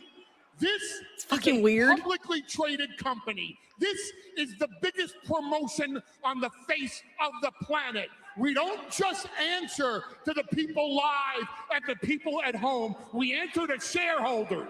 Boo, you corporate bastard! Screw the shareholders! This will not be a popular thing for me to say in, of all cities, Buffalo, New York.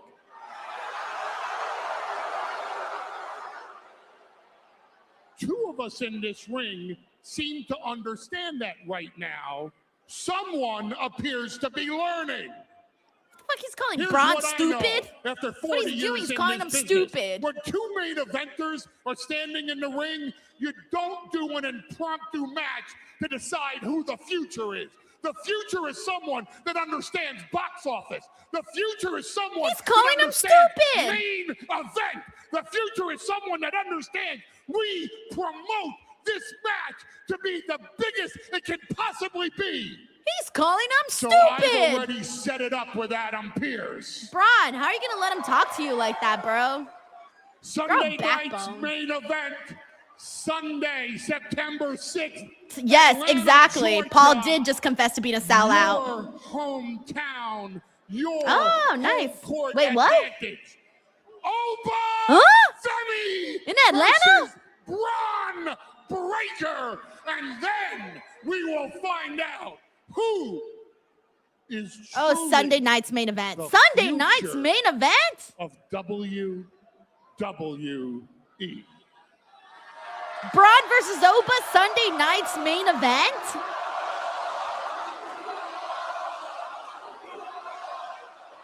What are we doing here? I like how Paul was like, we got to do it at the biggest show ever. Sunday night's main event. Oh my God, that's hilarious. That is hilarious. Yo, Sunday night's main event shaping up. We got Daniel Tony who's like, DQ finish. Yeah, I like how our expectations kind of went down when we found out it was going to be at Sunday night's main event.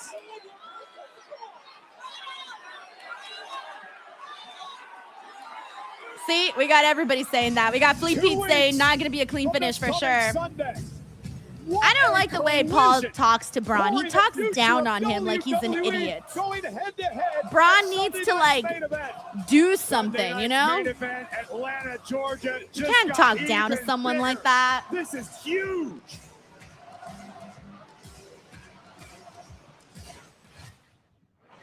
La lucha libre is not just a style. It's part of my family's legacy. And I need to remind the world that Dragon Lee is the evolution of lucha libre. Y esta noche, el fracaso no es una opción. Fracaso. Dr. Wagner Jr., welcome to the fire.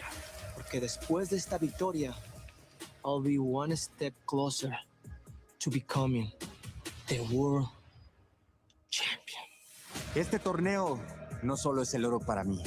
Representa mi familia. Representa mi legado. Representa mi máscara. And after tonight is over, nobody forget why they call me El Guerrero Azteca. Like it. I like it. I like that they've been doing vignettes for all of these matches too, by the way. King Jungle says, great, now I have to find a way to watch Saturday night's main event. From my understanding, that's Peacock, right? Okay, so I think it's Peacock, United States, and international YouTube. I believe that's the situation because we've had this discussion before. Peacock US, International USA. No, I'm sorry. Sorry, I said that backwards. Peacock USA, International YouTube. It is the final first round matchup in the tournament to crown a #1 contender for Roman Reigns' world title. Dragon Lee, El Hijo de Dr. Wagner Jr. live on Netflix. Thank you, AJ. Says yes, you're correct on that. So if that's when you guys know when to watch, how to watch the show.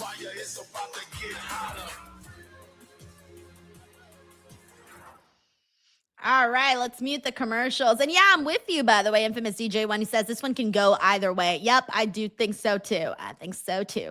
Alrighty, we got a couple of super chats here. This one's from IGN Suko, who says, these two bums talking about who's the future is like it is in Danhausen.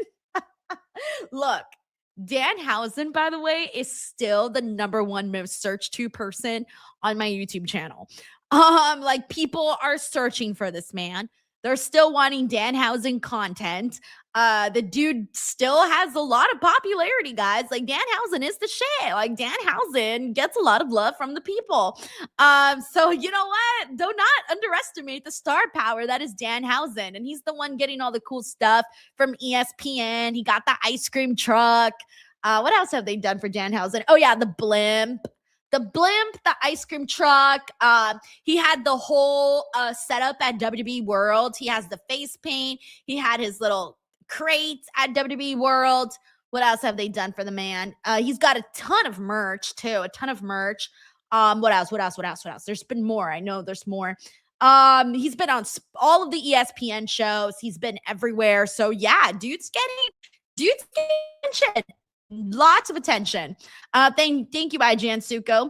We also got Jay and Gwyn here. Says, I've never wanted Braun to destroy someone as much as I do now. The disrespect Oba and Heyman kayfabe are giving him is actually aggravating, but I'm convinced Oba's definitely defeating him. Here's the thing. Because Oba Femi is the person who's most liked by the fans, people aren't realizing that Braun is kind of going from being a heel to going to being a babyface. So I think they're going to turn Oba heel and make Braun Breaker a babyface. I don't know, but it's kind of weird to say that because the crowd loves Oba. I don't know if they can get the crowd to boo Oba. I don't feel like they can right now. But based off the writing and based off what I'm seeing on television, I'm getting soon-to-be babyface vibes from Braun Breaker. Kind of. Let's see if I'm right on that or not. I don't know. Thank you, Jay. Alrighty. Also, let's see. Yeah, so just a friendly reminder to everybody. So I will be here tomorrow for NXT, Wednesday for Dynamite, Friday for SmackDown, and then I'll be here, I forgot if it's, Sunday for TNA Lockdown. Yeah, I'll be here Sunday for TNA Lockdown. So anybody wants to hang out and watch that with me, I will be here for all of that. Now, let me go ahead and bring in the audio. We got Nasty West here. It says, Oba versus Braun won't be a clean match, not at Sunday night's main event. I am actually excited for Sunday night's main event now that they've made that matchup. WWE fans, don't miss your chance to bring your name on Jesus, the there is canvas so at many. Sunday night's There main are event in so Atlanta. many. Purchase your personalized piece of history. There are from so prime many time in Atlanta sponsors. on WWEshop.com. And What would you guys do if all of a sudden you saw and Denise Breaker, Salcedo right there on the Sunday back? night's main event. I'd be a little Before we embarrassed, get to be Atlanta, honest. big I just don't think it's that big of a deal to have your name on the mat. Championship will be on Maybe the that's just line. me, but I just don't think that that's something that I would want. And I get why people would want that. I don't know. It just seems like a little bit too. I don't know what they're charging for that, but it just seems like. I don't know. It seems like you could probably spend your money on something else. All right, here we go. In Mexico City, have a good time against the winner of this tournament, which features luchadors from Monday Night Raw, Friday Night SmackDown, and AAA. Of course, that edition of Monday Night Raw will take place on the heels of Night 2 of Triple Mania, a 2-night event. It is going to be absolutely off the charts. Infamous DJ one says that means you have disposable income. That is true. If you're spending on that, you definitely got disposable income. Also, shout out to son of Dr. Wagner. Where we go. Lonely Night Forever. What's up? Thank you for watching on Twitch. Lucha Libre. To say that Wagner, we like to call him Wagner 3 for brevity purposes, comes from royalty would be an understatement. Even his mother, Rosy Moreno, one of the greatest luchadoras of all time. But Dragon Lee also comes from a very decorated Lucha Libre family. His father, La Bestia del Ring. Yeah, Dragon Lee, a second-generation star.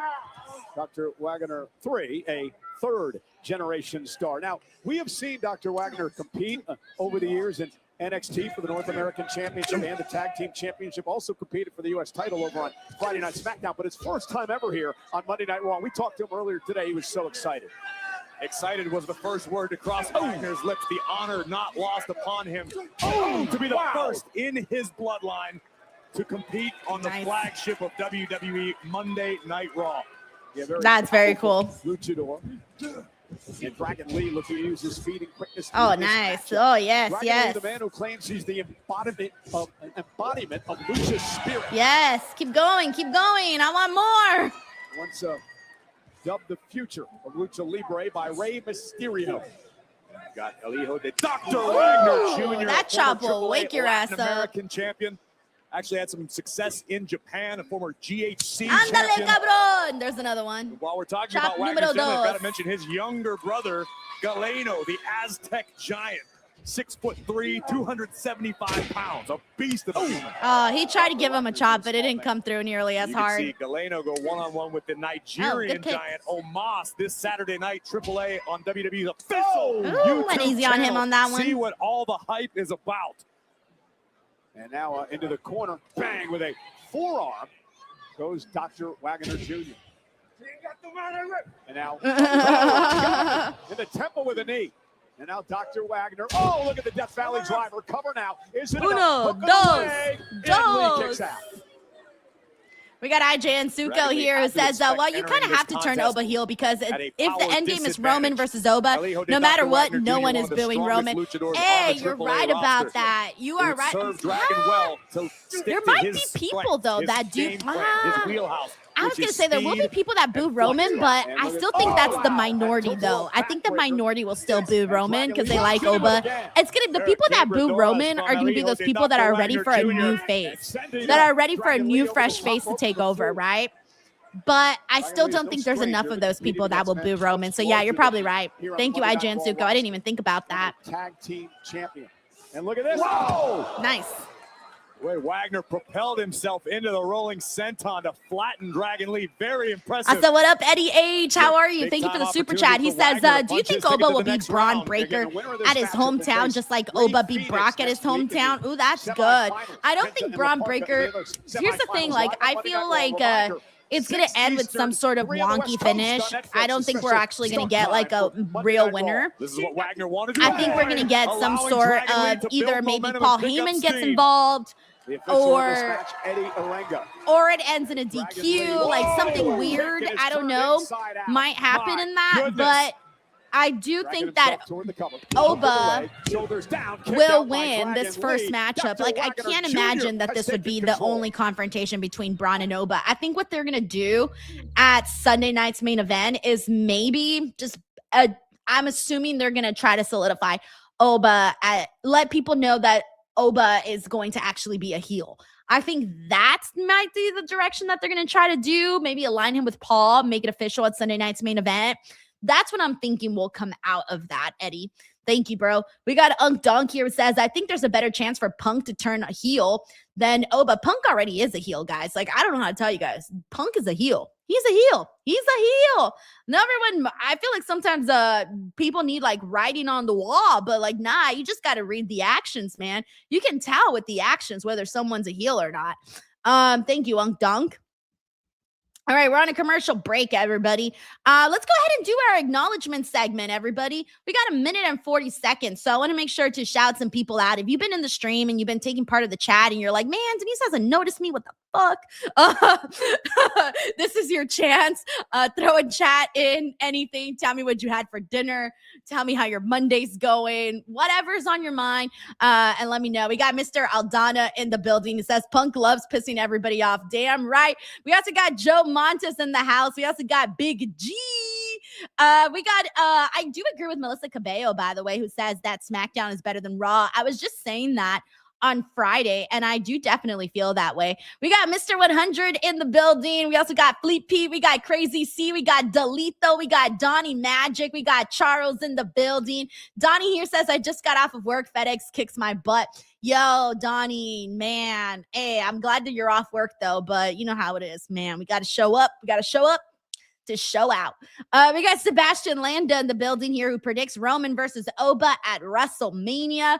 Delito says he might be going to the Rumble. My uncle just texted me last night and he said he's going to go to the Rumble because, he lives where I live, but it's a 5-hour drive to Phoenix. So I know a lot of LA people are going to be going over to that show. A lot of California people will definitely be making it out over there, I think, for those that can do like the road trip and, that sort of thing. Because you can pretty much go and come back the same day, honestly, if you're up for that.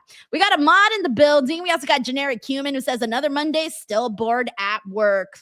Yo, fuck work. Okay, just kidding. Y'all did not hear that from me. I actually like working. I said that knowing full well I'm a workaholic. All right, what up, Darrow? We also got D-Chain Riot Maker, Patricia Mercer. We also got Wayne in the building. All right, let me bring the audio back too. We're also back. Taking on Triple A's Dr. Let me finish some of these, Jr. though. So I'm moving a little slow right now. Jr. Oh, Frank here says it's $250 for a name on canvas for any event. And you get a plaque with the name of the event along with the name on the ring to keep. Oh, that's pretty cool. All right, that's not too bad, actually. I thought it was like $5,000. I literally thought it was like $5,000 or something. Dragon Lee and Wagner wisely rolling under the We also got Pepper Jester in the building. What up, Pepper Jester? We got Electric Cool. We got Hood Boy the Real. We got James Irving in the building. Dragon Lee to fly with there he goes. We also got Cody Santello. We got God Love for however long. And a show of respect by the audience here tonight. We also got Generic Human. He says, I agree. F work. Next week and Yes, boy says, Denise, you said that like a thug. Oh, Jess boy. You don't know how I go down. All right, we also got Cody Santello, John Kelly, Fabian. Thank you guys so much. All right, let me get rid of the graphic. All right, back to the match. I like that we've been all of a sudden Dragon Lee's chops got harder. His chops were a little weak in the beginning, but now they're better. I almost dropped everything. Nice. I like all the strikes. Up and down goes Dragon Lee. Nice. No, Scabron. All right. At first glance, exhaustion. We got Cyclops Bear the Wolverine who says, can't cheer for a fake doctor with his stolen velour. Sad. Pump kick right on the chin of Dragon and Lee. there is a lot of crazy doctors out there. Thank you, Cyclops. We got Victoria here who says, fuck work is a statement of the DWO. Dragon Lee with a I can't stand by that statement, though, because I do like work. But he doesn't want to be in this position. Thank you, McTaru. Dragon Lee's got him in his sights. Stomp right to the chest. And a cover. And Wagner had to kick out. Bit close to the ropes as well. Take another look at the height and above all the impact. 2 boots right to the heart of Wagner from Dragon Lee.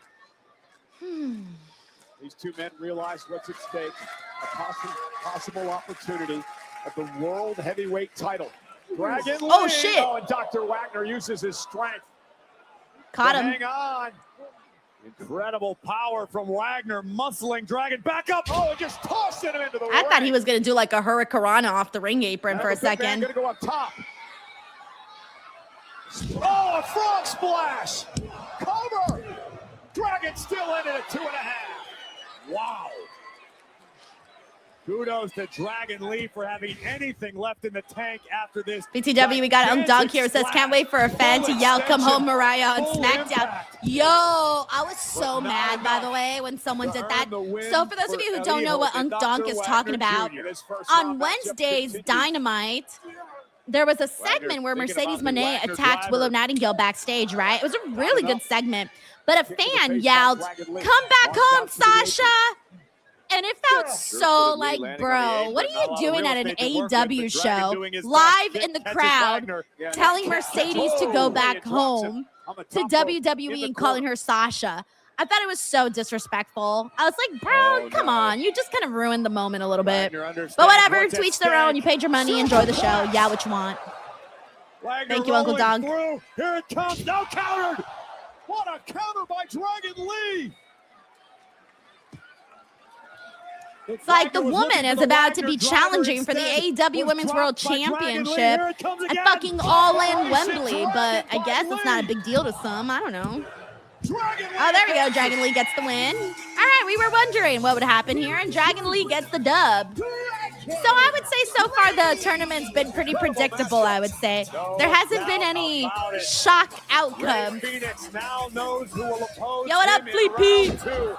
We're gonna take you back. We also got Dan, the Cards fan, who says Randy has to beat Cody, right? Right? I wanted Randy to beat Cody originally, so maybe. Following up immediately with Operation Dragon, and Dragon Lee has now earned entry into round 2 of the #1 contenders tournament for Roman's World Heavyweight Championship. So now Dragon Lee versus Rey Fenix.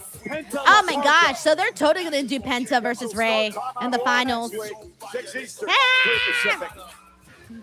Sorry for that ugly scream. That was me being excited about it. Congratulations to Dragon Lee as he moves on in the tournament. I do like Dragon Lee's theme song, by the way. It's a pretty good theme song. WWE today announced the second live event to its 2026 Dude, I want to go to Hawaii.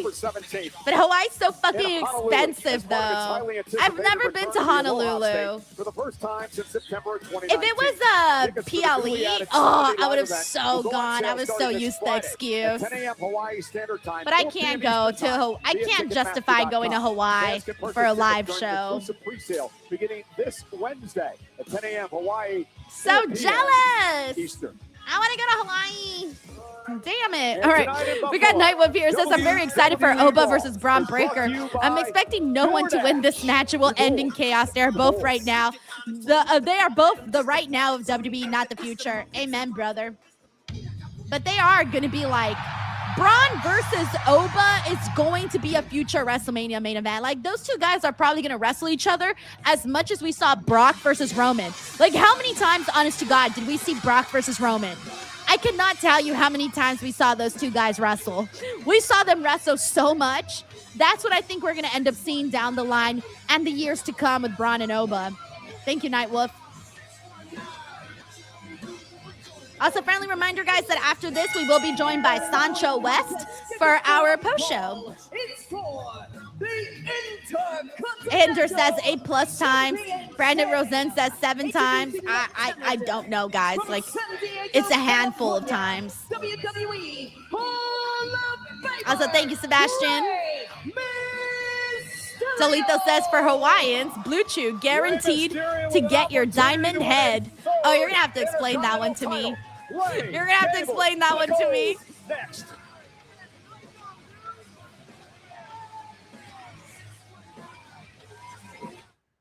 Rey Mysterio. Okay. All right, we got Christina here. It says, my daughter is going to Hawaii for her best friend's birthday on New Year's Eve. She said it was like $5,000 for both her and her boyfriend. Oh, my lordy. Yeah, I'm not surprised by that at all, especially depending on what part of Hawaii she's going to. But yeah, they cost an arm and a leg over there. So yeah, that definitely sounds spot on with how expensive it is to go over there. All right, let me see what else we got here. Let's see. Oh, Jonathan says Diamond Head.